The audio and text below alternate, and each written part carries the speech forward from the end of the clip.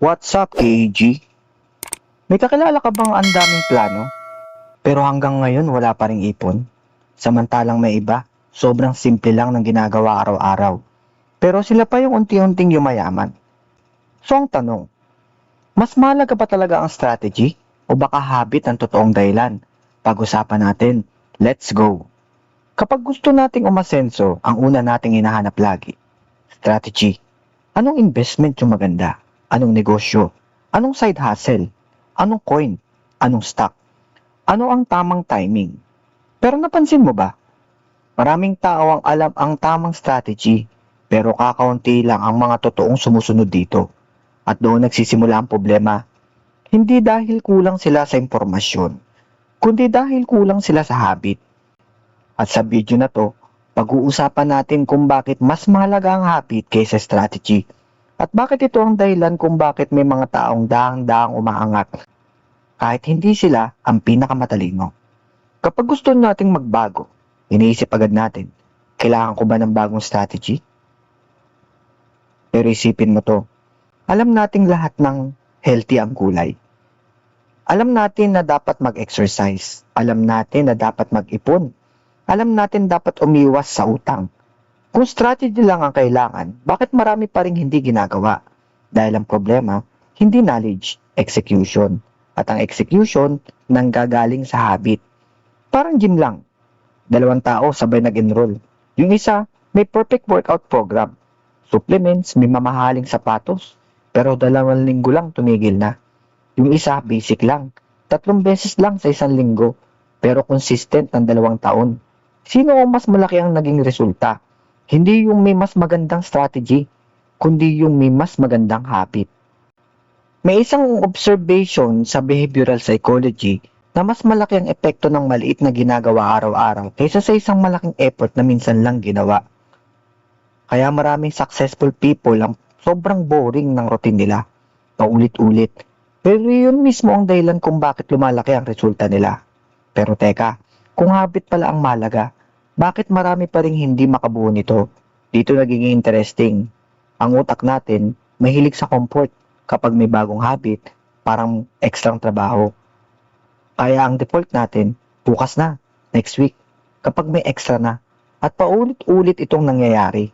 Hanggang sa lumipas ang 5 taon, parehas pa rin ang sitwasyon. Napansin ko rin ito sa sarili ko. Noong una, mahilig ako maghanap ng bagong strategy, bagong video, bagong idea, bagong technique. Pero ang pinakamalaking improvement, nangyari lang nung naging consistent ako. Hindi dahil sa maganda at magaling ang strategy, kundi dahil naging routine ko na. Hindi kasi sirain ng maling strategy. Mas madalas, sinisira tayo ng pagiging inconsistent.